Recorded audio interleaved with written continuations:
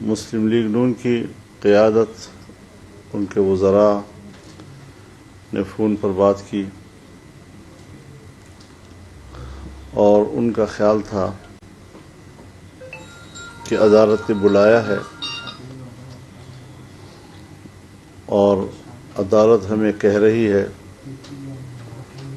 کہ آپ عمران خان سے بات کریں اور الیکشن کی کسی ایک تاریخ پر اتفاق رائے کریں۔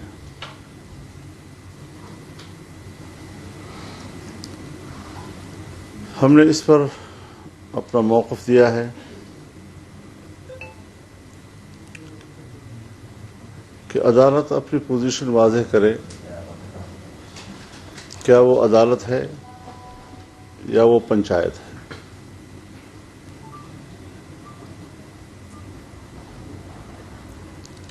جس طرح وہ انصاف کے مندر سے ہتھوڑا بجا رہے ہیں،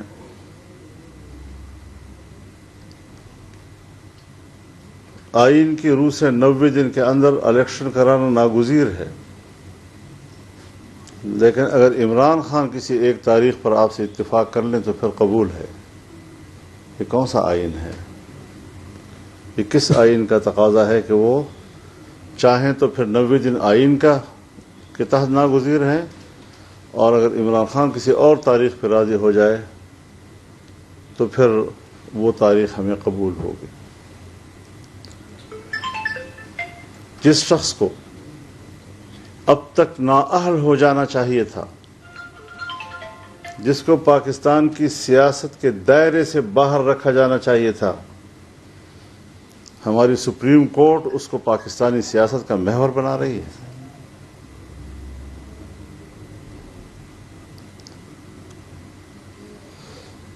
اسمبلی قانون پاس کر چکی ہے، عدالت جس اختیار کے تحت ہمیں دھوس دکھا رہی ہے، شاید اب اس کا وہ اختیار نہیں رہا ہے۔ اسے پارلیمنٹ کے ایکٹ کا احترام کرنا ہوگا، اس کی پیروی کرنی ہوگی۔ ہمیں عدالت میں بلایا گیا، لیکن ہم نے کہا اور اپنے دوستوں سے بھی کہا، حکمران اتحادیوں سے بھی ہم نے یہ بات کی کہ اس بینچ کے اوپر پارلیمنٹ عدم اعتماد کر چکی ہے، ایک سے زیادہ قراردادیں پاس ہو چکی ہیں، ہمارا وزیر قانون اور ہمارا اٹارنی جنرل جا کر ان کو یہ بتا چکا ہے کہ ہم آپ پر عدم اعتماد کر رہے ہیں۔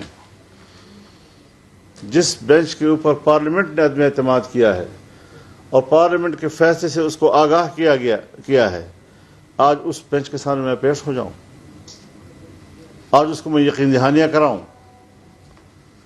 لہذا نہ بینچ کے سامنے پیش ہونا یہ پارلیمنٹ کے قرارداد کا تقاضا ہے،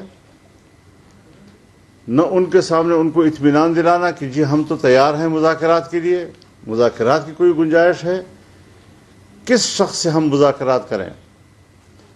اگر وہ واقعی الیکشن چاہتا تو اس وقت قومی اسمبلی کیوں نہیں توڑ رہا تھا؟ اس وقت پنجاب اور کے پی کی حکومت کیوں نہیں توڑ رہا تھا؟ اس نے ملک کی سیاست میں ایک مشکل پیدا کرنے کی غرض سے یہ حرکتیں کی ہیں، اگر آمدن کی ہیں، ورنہ پھر حماقت ہے۔ یہ لوگ ملک کے اندر ایسے اقدامات کریں جو سراسر احمقانہ ہوں، ان کو یہ پتہ ہی نہیں ملک کی مفاد کس میں ہے، ان کو یہ علم ہی نہیں، ادراک ہی نہیں ہے کہ ملک کی سلامتی کے تقاضے کیا ہے۔ ایسے احمقانہ فیصلے کرتے ہیں اور عدالت ہمیں کہتی ہے کہ آپ اس ٹرک کے پیچھے چلیں۔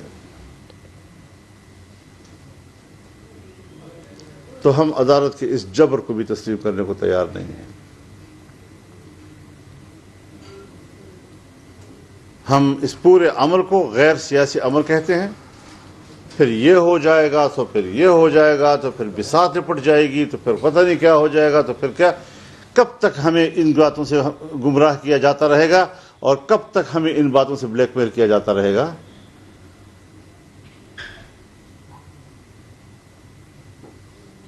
ایک زمانہ تھا جب بندوق کے سائے میں ہمیں کہا جاتا تھا بات چیت کرو، آج ہمیں ہتھوڑے کے سامنے کہا جا رہا ہے کہ آپ مذاکرات کریں اور بات چیت کریں. پھر کس شخص سے ہم بات کریں؟ وہ شخص جو کہتا ہے کہ میں الیکشن کے نتائج آنے کے بعد فیصلہ کروں گا کہ مجھے نتائج تسلیم ہے یا نہیں. یعنی ہم مذاکرات اس بات پر کریں کہ اس کو یقین دلائیں کہ آپ کی اکثریت آئے گی. جس شخص نے کہا ہے کہ اگر 2/3 اکثریت میری نہ آئی میں الیکشن کو نہیں مانوں گا، جو شخص یہاں تک کہتا ہے کہ اگر میری سادہ اکثریت آئی تب بھی میں اسمبلی توڑوں گا، دوبارہ الیکشن کرواؤں گا، اقتدار کی حرص میں اس طرح کی باتیں کرنا اور پھر اس سے ہمیں کہنا کہ آپ ان سے بات کریں، یہ تو پوری سیاست کی توہین ہے، یہ تو پارلیمنٹ کی توہین ہے. جناب چیف جسٹس صاحب اور آپ کے 2 رفقا یا 3 رفقا، میں براہ راست آپ سے کہنا چاہتا ہوں کہ آپ انتہائی معزز کرسی پر بیٹھ کر ہماری توہین کر رہے ہیں. ہم بھی پاکستان کے معزز شہری ہیں. ایک شخص کی خوشنودی کے لیے، اس کو پروٹیکٹ کرنے کے لیے، اس کو تحفظ دینے کے لیے آپ پوری قوم کو ذلیل کر رہے ہیں. وزارت دفاع کی درخواست کو مسترد کر رہے ہیں، اور ایک ایسا شہری کہ جس کا ایک پتہ اسلام آباد کا ہے اور دوسرا پتہ ایبٹ آباد کا ہے، اس کو پنجاب کی الیکشن سے کیا دلچسپی ہے؟ اس کو کوئی فائدہ نقصان اس سے وابستہ نہیں ہے. اس کی درخواست پر آپ کارروائیاں کر رہے ہیں. تو یہ ساری چیزیں ہمیں مد نظر رکھنی چاہیے، اور ہم نہ عمران خان کو اس کا اہل سمجھتے ہیں کہ ان کے ساتھ بات چیت ہو جائے، ہم ان کو نااہل سمجھتے ہیں ان کے جرائم کی بنیاد پر. کورٹ پہلے اس کی بنیاد پر فیصلہ دے کہ یہ شخص جو ہے یہ فلاں فلاں جرائم میں ملوث ہے، اور اس کی بنیاد پر وہ نااہل ہے. جس کو ہم ملک کی سیاست کے دائرے سے نکالنا چاہتے ہیں، آج سپریم کورٹ اس کو سیاست کا محور بنانے کی کوشش کر رہی ہے. یہ نہیں چلے گا. جج صاحبان سے کھل کر کہنا چاہتا ہوں، جو شناختی کارڈ آپ کے پاس ہے وہی شناختی کارڈ میرے پاس ہے. جس شناختی کارڈ کی بنیاد پر آپ پاکستان کے شہری ہیں، اسی شناختی کارڈ کی بنیاد پر میں پاکستان کا شہری ہوں. میں آپ کے انصاف کو تسلیم کرتا ہوں، لیکن میں آپ کے ہتھوڑے کو تسلیم نہیں کرتا. ہتھوڑا نہیں چلے گا، جبر نہیں چلے گا.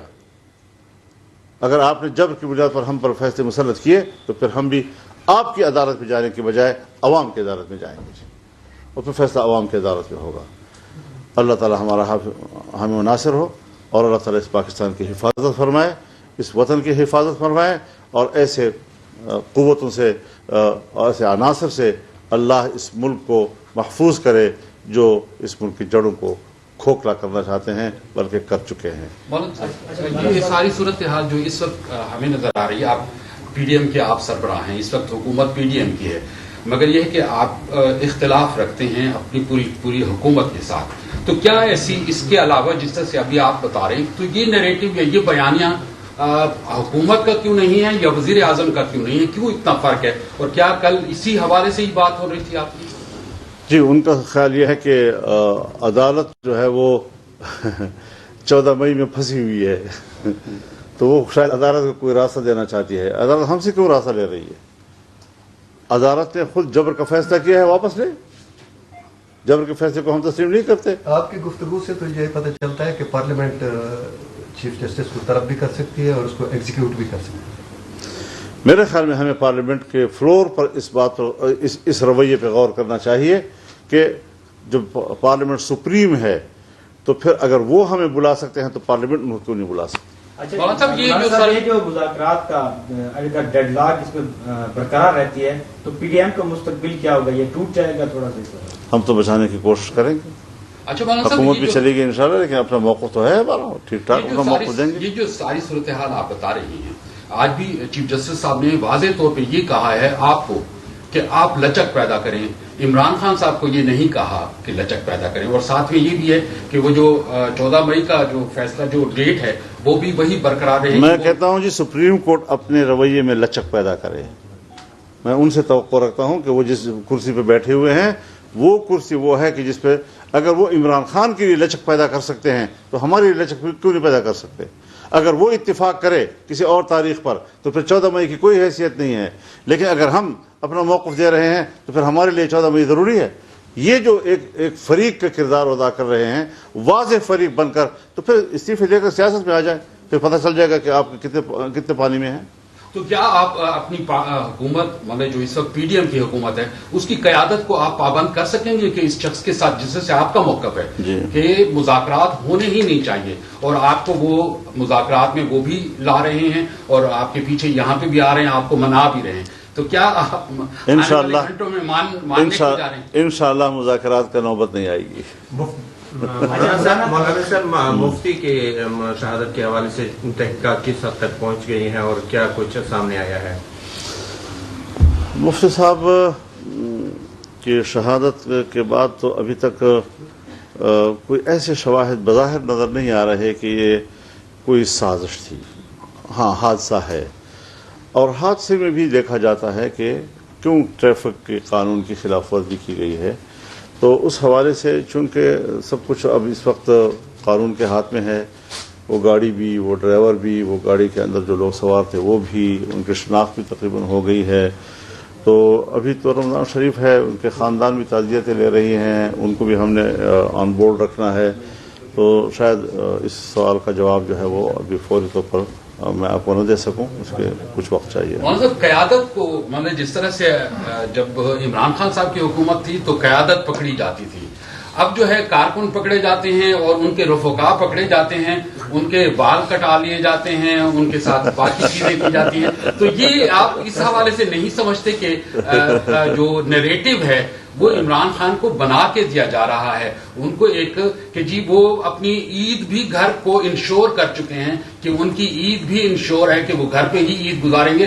اور پولیس اس دوران کچھ نہیں کرے گی، عدالت ان کو تحفظ دے رہی ہے، جبکہ باقی لوگوں کو پکڑا جا رہا ہے۔ دیکھیے، بات یہ ہے بنیادی کہ ہم نے میں نے یہاں پر آپ ہی کے پریس کانفرنس میں یہ بات پہلے بھی عرض کی ہے کہ اگر ہم انتقامی سیاست کرتے تو ہم نیب کے قوانین کو بدستور برقرار رکھتے، ہم نے اس میں جو نرمی دکھائی ہے۔ اب اس میں جہاں پر بھی قانون کسی کو پکڑنا چاہتی ہے تو قانون کا راستہ جو ہے واضح ہوتا ہے۔ ہم یہ تاثر نہیں دینا چاہتے کہ ہم کوئی انتقامی سیاست کر رہے ہیں اور ہم نے ہر قیمت پر، تو وہ بھی گرفت میں آ جائیں گے۔ 4-5 مقدمات کا اس کو سامنا ہے جس میں کسی طریقے سے بھی وہ نااہل ہو سکتے ہیں، اور ہم قانون اور انصاف کے تقاضوں کو پورا کرنا چاہتے ہیں۔ اچھا مولانا صاحب، اگر الیکشن کی طرف بڑھا جاتا ہے، معاملات طے ہوتے ہیں، تو مہنگائی اتنی زیادہ ہے، تھوڑا سا بتائیں کہ مہنگائی کی پسی ہوئی عوام کو آپ کا کیا پیغام ہے، اور الیکشن میں آپ کا بیانیہ کیا ہوگا؟ میرے خیال میں الیکشن ایک تو بات یہ ہے کہ عمران خان ہمیں اپنے 3.5 سالہ کارکردگی تو بتائیں، ملک کی معیشت کو تباہ کر کے ہمیں دلدل میں بٹھا دیا، اور آپ جانتے ہیں میں جب حکومت ہمارے ہاتھ میں نہیں تھی تو میں جلسوں میں بھی یہی کہا کرتا تھا کہ اس شخص نے ملک کو اتنا ڈبو دیا ہے کہ ہمیں دوبارہ ملک کو اٹھانا ہمارے لیے دشوار ہو جائے گا۔ یقیناً آج قوم دلدل میں پھنسی ہوئی ہے۔ اس وقت آپ کی قیمتوں کے اتار چڑھاؤ کا اختیار آپ کے پاس نہیں ہے، وہ IMF کے پاس ہے، اسٹیٹ بینک آپ کا ان کے ہاتھ میں چلا گیا ہے۔ روپے کی قیمت بڑھانا اور کم کرنا یہ آپ کے اختیار میں نہیں رہا ہے۔ اب لوگوں کو بھی سوچنا چاہیے کہ عمران کے دور میں اتنی تبدیلیاں اس نے ایسی کر دی ہیں کہ جس نے ملک کو گروی رکھ دیا ہے، اور بہت سی چیزیں انہوں نے حکومت کے اختیار سے نکال دی ہیں جس کے منفی نتائج اس وقت عوام کے اوپر پڑ رہے ہیں، اور حکومت کو وہ چیزیں سنبھالنے میں بھی دقت محسوس ہو رہی ہے۔ لیکن ہم قانون سازی کی طرف جائیں گے، ہم بہتر قانون سازیاں کر کے ملک کو واپس اپنے اس حالت پہ لائیں گے کہ جہاں پر عوام کو سہولت ہو۔ اب مثال کے طور پر میں آپ کو ایک بات کہنا چاہتا ہوں، اس وقت حج کا موسم ہے، مفتی عبدالشکور صاحب رمضان شریف سے پہلے گئے اور حج پیکج کے اوپر سعودی گورنمنٹ کے ساتھ بات کی، جو پچھلے سال کی قیمت تھی کرایوں کی اسی پہ فیصلہ ہوا ہے، بلکہ کچھ کم پر بھی، اور ڈالر میں دیکھیں تو وہی فیصلہ، ریال میں دیکھیں تو وہی فیصلہ، لیکن ہمارے ملک کا چونکہ روپیہ کی قدر گر چکی ہے، اس کی قیمت کم ہو گئی ہے، تو اس حوالے سے دقت محسوس ہو رہی ہے کہ اب آپ کا 1 لاکھ کا اب 2 لاکھ پہ چلا جائے گا، تو پاکستان کا عام آدمی جب اپنے روپے میں ادائیگی کرے گا تو اس کو مہنگا لگے گا۔ لیکن اس کے باوجود ہماری ساتھی جو ہیں وہ اب جو اس کا اضافی چارج ملا ہے طلحہ محمود صاحب کو، وہ بہت ایکٹیو ہیں، اور انشاءاللہ العزیز ہم کوشش کریں گے کہ جو حجاج کرام ہیں ان کی سہولتیں، چاہے وہ عام کیٹیگری کی کیوں نہ ہوں، لیکن وی آئی پی کیٹیگری کی ان کو وہاں پر خدمات مہیا کی جا سکیں، اور کچھ پیسے بچا کر حجاج کو واپس بھی دیے جا سکیں۔ وہ پیسے کسی کو کمیشن میں نہیں ملیں گے، وہ واپس حاجی کو خود ملیں۔ مولانا صاحب، اگر مذاکرات کی طرف چلی جاتی ہے حکومت، مطلب وزیر اعظم صاحب اور ان کی کابینہ اور لوگ، تو کیا پھر آپ مزاحمت کریں گے، آپ مذاکرات پہ مجبور ہوں گے، یا ان کو آپ روک پائیں گے؟ میرا خیال میں اس اگر کا موقع نہیں آئے گا۔ بہت شکریہ جی۔ ایسا کیا ہونا ہے؟ آپ میری دعوت پر تشریف لائے، اور معذرت خواہ بھی ہوں کہ رمضان شریف میں نے آپ کو یہ تکلیف دی۔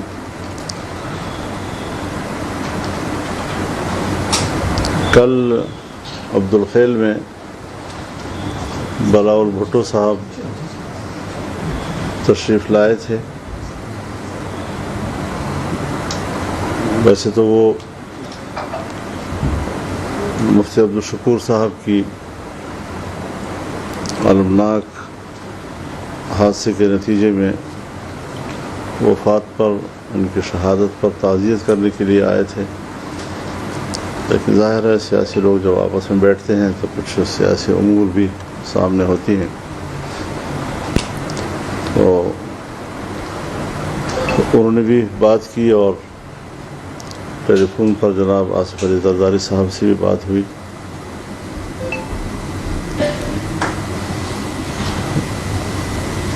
اس کے بعد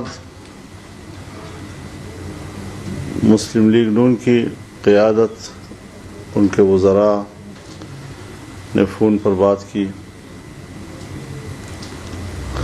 اور ان کا خیال تھا کہ عدالت نے بلایا ہے، اور عدالت ہمیں کہہ رہی ہے کہ آپ عمران خان سے بات کریں اور الیکشن کی کسی ایک تاریخ پر اتفاق رائے کریں۔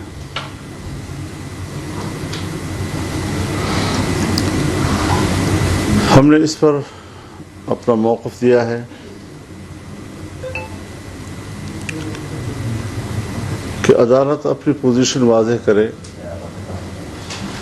کیا وہ عدالت ہے یا وہ پنچایت ہے۔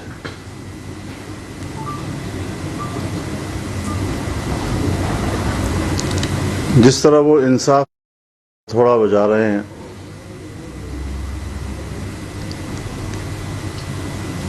آئین کی روح سے 90 دن کے اندر الیکشن کرانا ناگزیر ہے، لیکن اگر عمران خان کسی ایک تاریخ پر آپ سے اتفاق کر لیں تو پھر قبول ہے۔ یہ کون سا آئین ہے؟ یہ کس آئین کا تقاضا ہے کہ وہ چاہیں تو پھر 90 دن آئین کے تحت ناگزیر ہیں، اور اگر عمران خان کسی اور تاریخ پر راضی ہو جائے تو پھر وہ تاریخ ہمیں قبول ہوگی۔ جس شخص کو اب تک نااہل ہو جانا چاہیے تھا، جس کو پاکستان کی سیاست کے دائرے سے باہر رکھا جانا چاہیے تھا، ہماری سپریم کورٹ اس کو پاکستانی سیاست کا محور بنا رہی ہے۔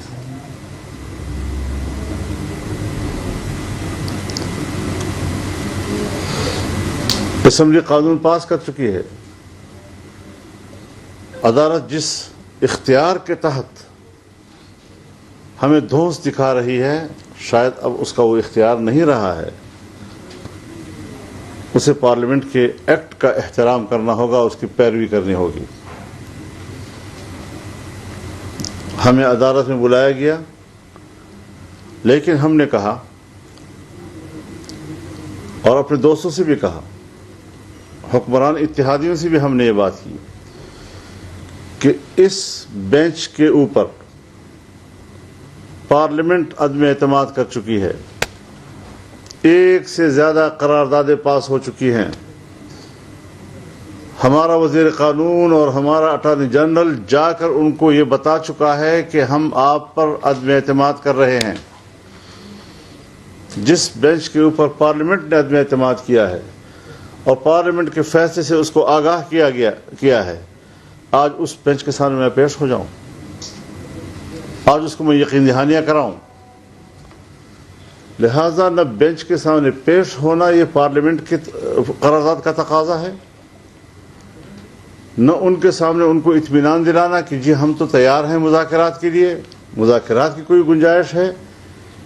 کس شخص سے ہم مذاکرات کریں؟ اگر وہ واقعی الیکشن چاہتا تو اس وقت قومی اسمبلی کیوں نہیں توڑ رہا تھا؟ اس وقت پنجاب اور کے پی کی حکومت کیوں نہیں توڑ رہا تھا؟ اس نے ملک کی سیاست میں ایک مشکل پیدا کرنے کی غرض سے یہ حرکتیں کی ہیں، اگر آمدن کی ہیں، ورنہ پھر حماقت ہے. یہ لوگ ملک کے اندر ایسے اقدامات کریں جو سراسر احمقانہ ہوں. ان کو یہ پتہ ہی نہیں ملک کی مفاد کس میں ہے، ان کو یہ علم ہی نہیں، ادراک ہی نہیں ہے کہ ملک کی سلامتی کے تقاضے کیا ہے. ایسے احمقانہ فیصلے کرتے ہیں اور عدالت ہمیں کہتی ہے کہ آپ اس ٹرک کے پیچھے چلیں. تو ہم عدالت کے اس جبر کو بھی تسلیم کرنے کو تیار نہیں ہیں. ہم اس پورے عمل کو غیر سیاسی عمل کہتے ہیں. پھر یہ ہو جائے گا تو پھر یہ ہو جائے گا تو پھر بساط نپٹ جائے گی تو پھر پتہ نہیں کیا ہو جائے گا تو پھر کیا. کب تک ہمیں ان باتوں سے گمراہ کیا جاتا رہے گا اور کب تک ہمیں ان باتوں سے بلیک میل کیا جاتا رہے گا؟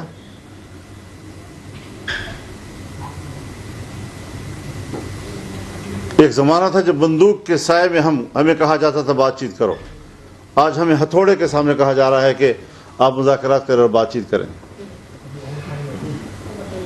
پھر کس شخص سے ہم بات کریں؟ وہ شخص جو کہتا ہے کہ میں الیکشن کے نتائج آنے کے بعد فیصلہ کروں گا کہ مجھے نتائج تسلیم ہے یا نہیں. یعنی ہم مذاکرات اس بات پر کریں کہ اس کو یقین دلائیں کہ آپ کی اکثریت آئے گی.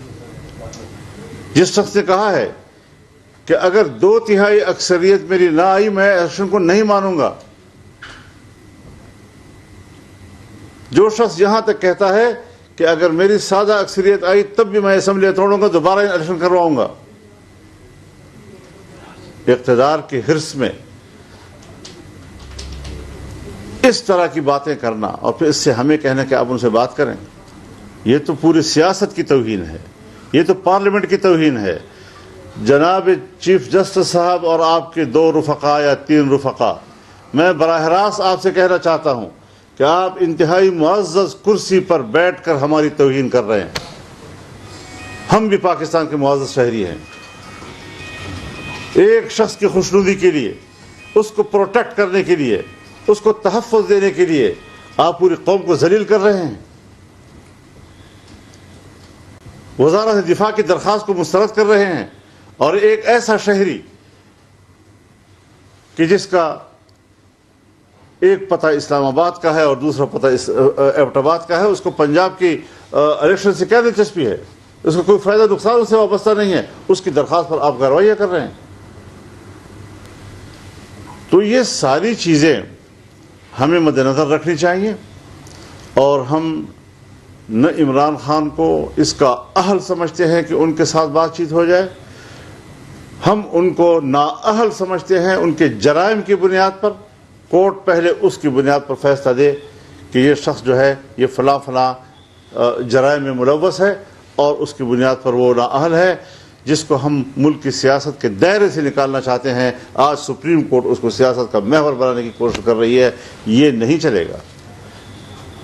جج صاحبان سے کھل کر کہنا چاہتا ہوں، جو شناختی کارڈ آپ کے پاس ہے وہی شناختی کارڈ میرے پاس ہے. جس شناختی کارڈ کی بنیاد پر آپ پاکستان کے شہری ہیں اسی شناختی کارڈ کی بنیاد پر میں پاکستان کا شہری ہوں. میں آپ کے انصاف کو تسلیم کرتا ہوں لیکن میں آپ کے ہتھوڑے کو تسلیم نہیں کرتا. ہتھوڑا نہیں چلے گا، جبر نہیں چلے گا. اگر آپ نے جبر کی بنیاد پر ہم پر فیصلے مسلط کیے تو پھر ہم بھی آپ کی عدالت میں جانے کے بجائے عوام کی عدالت میں جائیں گے اور پھر فیصلہ عوام کی عدالت میں ہوگا. اللہ تعالی ہمارا حامی و ناصر ہو. اور اللہ تعالیٰ اس پاکستان کی حفاظت فرمائے، اس وطن کی حفاظت فرمائے، اور ایسے قوتوں سے اور ایسے عناصر سے اللہ اس ملک کو محفوظ کرے جو اس ملک کی جڑوں کو کھوکھلا کرنا چاہتے ہیں بلکہ کر چکے ہیں۔ مولانا صاحب، یہ ساری صورتحال جو اس وقت ہمیں نظر آ رہی ہے، آپ پی ڈی ایم کے آپ سربراہ ہیں، اس وقت حکومت پی ڈی ایم کی ہے، مگر یہ ہے کہ آپ اختلاف رکھتے ہیں اپنی پوری حکومت کے ساتھ، تو کیا ایسی اس کے علاوہ جس طرح سے ابھی آپ بتا رہے ہیں تو یہ نیریٹو یا یہ بیانیہ حکومت کا کیوں نہیں ہے یا وزیر اعظم کا کیوں نہیں ہے، کیوں اتنا فرق ہے؟ اور کیا کل اسی حوالے سے ہی بات ہو رہی تھی آپ کی؟ جی، ان کا خیال یہ ہے کہ عدالت جو ہے وہ 14 مئی میں پھنسی ہوئی ہے تو وہ شاید عدالت کو کوئی راستہ دینا چاہتی ہے۔ عدالت ہم سے کیوں راستہ لے رہی ہے؟ عدالت نے خود جبر کا فیصلہ کیا ہے، واپس لے، جبر کے فیصلے کو ہم تسلیم نہیں کرتے۔ آپ کی گفتگو سے تو یہ پتہ چلتا ہے کہ پارلیمنٹ چیف جسٹس کو طلب بھی کر سکتی ہے اور اس کو ایگزیکیوٹ بھی کر سکتی ہے۔ میرے خیال میں ہمیں پارلیمنٹ کے فلور پر اس بات پر اس رویے پہ غور کرنا چاہیے کہ جب پارلیمنٹ سپریم ہے تو پھر اگر وہ ہمیں بلا سکتے ہیں تو پارلیمنٹ ان کو کیوں نہیں بلا سکتے؟ اچھا، یہ جو مذاکرات کا اگر ڈیڈ لاک اس میں برقرار رہتی ہے تو پی ڈی ایم کا مستقبل کیا ہوگا؟ یہ ٹوٹ جائے گا تھوڑا سا؟ ہم تو بچانے کی کوشش کریں گے، اچھا مولانا صاحب، حکومت بھی چلے گی انشاءاللہ، لیکن اپنا موقف تو ہے ہمارا، ٹھیک ٹھاک اپنا موقف دیں گے۔ یہ جو ساری صورتحال آپ بتا رہی ہیں، آج بھی چیف جسٹس صاحب نے واضح طور پہ یہ کہا ہے آپ کو کہ آپ لچک پیدا کریں، عمران خان صاحب کو یہ نہیں کہا کہ لچک پیدا کریں، اور ساتھ میں یہ بھی ہے کہ وہ جو 14 مئی کا جو فیصلہ جو ڈیٹ ہے وہ بھی وہی برقرار رہے۔ میں کہتا ہوں جی سپریم کورٹ اپنے رویے میں لچک پیدا کرے، میں ان سے توقع رکھتا ہوں کہ وہ جس کرسی پہ بیٹھے ہوئے ہیں وہ کرسی وہ ہے کہ جس پہ اگر وہ عمران خان کے لیے لچک پیدا کر سکتے ہیں تو ہمارے لیے لچک کیوں نہیں پیدا کر سکتے؟ اگر وہ اتفاق کرے کسی اور تاریخ پر تو پھر 14 مئی کی کوئی حیثیت نہیں ہے، لیکن اگر ہم اپنا موقف دے رہے ہیں تو پھر ہمارے لیے 14 مئی ضروری ہے۔ یہ جو ایک فریق کا کردار ادا کر رہے ہیں، واضح فریق بن کر، تو پھر استعفے دے کر سیاست میں آ جائیں، پھر پتہ چل جائے گا کہ آپ کتنے پانی میں ہیں۔ تو کیا آپ اپنی حکومت مطلب جو اس وقت پی ڈی ایم کی حکومت ہے اس کی قیادت کو آپ پابند کر سکیں گے کہ اس شخص کے ساتھ جس سے آپ کا موقف ہے کہ مذاکرات ہونے ہی نہیں چاہیے، اور آپ کو وہ مذاکرات میں وہ بھی لا رہے ہیں اور آپ کے پیچھے یہاں پہ بھی آ رہے ہیں، آپ کو منا بھی رہے ہیں، تو کیا آپ گھنٹوں میں ماننے جا رہے ہیں؟ انشاءاللہ مذاکرات کا نوبت نہیں آئے گی۔ مولانا صاحب، مفتی کے شہادت کے حوالے سے تحقیقات کس حد تک پہنچ گئی ہیں اور کیا کچھ سامنے آیا ہے؟ مفتی صاحب کی شہادت کے بعد تو ابھی تک کوئی ایسے شواہد بظاہر نظر نہیں آ رہے کہ یہ کوئی سازش تھی۔ ہاں، حادثہ ہے، اور حادثے میں بھی دیکھا جاتا ہے کہ کیوں ٹریفک کے قانون کی خلاف ورزی کی گئی ہے، تو اس حوالے سے چونکہ سب کچھ اب اس وقت قانون کے ہاتھ میں ہے، وہ گاڑی بھی، وہ ڈرائیور بھی، وہ گاڑی کے اندر جو لوگ سوار تھے وہ بھی، ان کی شناخت بھی تقریباً ہو گئی ہے، تو ابھی تو رمضان شریف ہے، ان کے خاندان بھی تعزیتیں لے رہی ہیں، ان کو بھی ہم نے آن بورڈ رکھنا ہے، تو شاید اس سوال کا جواب جو ہے وہ ابھی فوری طور پر میں آپ کو نہ دے سکوں، اس کے کچھ وقت چاہیے۔ مطلب قیادت کو مطلب جس طرح سے جب عمران خان صاحب کی حکومت تھی تو قیادت پکڑی جاتی تھی، اب جو ہے کارکن پکڑے جاتے ہیں اور ان کے رفقا پکڑے جاتے ہیں، ان کے بال کٹا لیے جاتے ہیں، ان کے ساتھ باقی چیزیں کی جاتی ہیں، تو یہ آپ اس حوالے سے نہیں سمجھتے کہ جو نیریٹو ہے وہ عمران خان کو بنا کے دیا جا رہا ہے، ان کو ایک کہ جی وہ اپنی عید بھی گھر کو انشور کر چکے ہیں کہ ان کی عید بھی انشور ہے کہ وہ گھر پہ ہی عید گزاریں گے اور پولیس اس دوران کچھ نہیں کرے گی، عدالت ان کو تحفظ دے رہی ہے، جبکہ باقی لوگوں کو پکڑا جا رہا ہے۔ دیکھیے بات یہ ہے بنیادی کہ ہم نے میں نے یہاں پر آپ ہی کے پریس کانفرنس میں یہ بات پہلے بھی عرض کی ہے کہ اگر ہم انتقامی سیاست کرتے تو ہم نیب کے قوانین کو بدستور برقرار رکھتے، ہم نے اس میں جو نرمی دکھائی ہے، اب اس میں جہاں پر بھی قانون کسی کو پکڑنا چاہتی ہے تو قانون کا راستہ جو ہے واضح ہوتا ہے۔ ہم یہ تاثر نہیں دینا چاہتے کہ ہم کوئی انتقامی سیاست کر رہے ہیں اور ہم نے ہر قیمت پر، تو وہ بھی گرفت میں آ جائیں گے۔ 4-5 مقدمات کا اس کو سامنا ہے جس میں کسی طریقے سے بھی وہ نااہل ہو سکتے ہیں، اور ہم قانون اور انصاف کے تقاضوں کو پورا کرنا چاہتے ہیں۔ اچھا مولانا صاحب، اگر الیکشن کی طرف بڑھا جاتا ہے، معاملات طے ہوتے ہیں، تو مہنگائی اتنی زیادہ ہے، تھوڑا سا بتائیں کہ مہنگائی کی پسی ہوئی عوام کو آپ کا کیا پیغام ہے، اور الیکشن میں آپ کا بیانیہ کیا ہوگا؟ میرے خیال میں الیکشن ایک تو بات یہ ہے کہ عمران خان ہمیں اپنے 3.5 سالہ کارکردگی تو بتائیں، ملک کی معیشت کو تباہ کر کے ہمیں دلدل میں بٹھا دیا. اور آپ جانتے ہیں میں جب حکومت ہمارے ہاتھ میں نہیں تھی تو میں جلسوں میں بھی یہی کہا کرتا تھا کہ اس شخص نے ملک کو اتنا ڈبو دیا ہے کہ ہمیں دوبارہ ملک کو اٹھانا ہمارے لیے دشوار ہو جائے گا. یقیناً آج قوم دلدل میں پھنسی ہوئی ہے. اس وقت آپ کی قیمتوں کے اتار چڑھاؤ کا اختیار آپ کے پاس نہیں ہے، وہ IMF کے پاس ہے. اسٹیٹ بینک آپ کا ان کے ہاتھ میں چلا گیا ہے. روپے کی قیمت بڑھانا اور کم کرنا یہ آپ کے اختیار میں نہیں رہا ہے. اب لوگوں کو بھی سوچنا چاہیے کہ عمران کے دور میں اتنی تبدیلیاں اس نے ایسی کر دی ہیں کہ جس نے ملک کو گروی رکھ دیا ہے، اور بہت سی چیزیں انہوں نے حکومت کے اختیار سے نکال دی ہیں جس کے منفی نتائج اس وقت عوام کے اوپر پڑ رہے ہیں، اور حکومت کو وہ چیزیں سنبھالنے میں بھی دقت محسوس ہو رہی ہے. لیکن ہم قانون سازی کی طرف جائیں گے، ہم بہتر قانون سازیاں کر کے ملک کو واپس اپنے اس حالت پہ لائیں گے کہ جہاں پر عوام کو سہولت ہو. اب مثال کے طور پر میں آپ کو ایک بات کہنا چاہتا ہوں. اس وقت حج کا موسم ہے. مفتی عبدالشکور صاحب رمضان شریف سے پہلے گئے اور حج پیکج کے اوپر سعودی گورنمنٹ کے ساتھ بات کی. جو پچھلے سال کی قیمت تھی کرایوں کی اسی پہ فیصلہ ہوا، بلکہ کچھ کم پر بھی. اور ڈالر میں دیکھیں تو وہی فیصلہ، ریال میں دیکھیں تو وہی فیصلہ. لیکن ہمارے ملک کا چونکہ روپیہ کی قدر گر چکی ہے، اس کی قیمت کم ہو گئی ہے، تو اس حوالے سے دقت محسوس ہو رہی ہے کہ اب آپ کا 1 لاکھ کا اب 2 لاکھ پہ چلا جائے گا. تو پاکستان کا عام آدمی جب اپنے روپے میں ادائیگی کرے گا تو اس کو مہنگا لگے گا. لیکن اس کے باوجود ہمارے ساتھی جو ہیں وہ اب جو اس کا اضافی چارج ملا ہے طلحہ محمود صاحب کو، وہ بہت ایکٹیو ہیں. اور انشاءاللہ العزیز ہم کوشش کریں گے کہ جو حجاج کرام ہیں ان کی سہولتیں، چاہے وہ عام کیٹیگری کی کیوں نہ ہوں، لیکن VIP کیٹیگری کی ان کو وہاں پر خدمات مہیا کی جا سکیں، اور کچھ پیسے بچا کر حجاج کو واپس بھی دیے جا سکیں. وہ پیسے کسی کو کمیشن میں نہیں ملیں گے، وہ واپس حاجی کو خود ملیں. مولانا صاحب، اگر مذاکرات کی طرف چلے حکومت، مطلب وزیر اعظم صاحب اور ان کی کابینہ اور لوگ، تو کیا پھر آپ مزاحمت کریں گے، آپ مذاکرات پہ مجبور ہوں گے، یا ان کو آپ روک پائیں گے؟ میرے خیال میں اس اگر کا موقع نہیں آئے گا.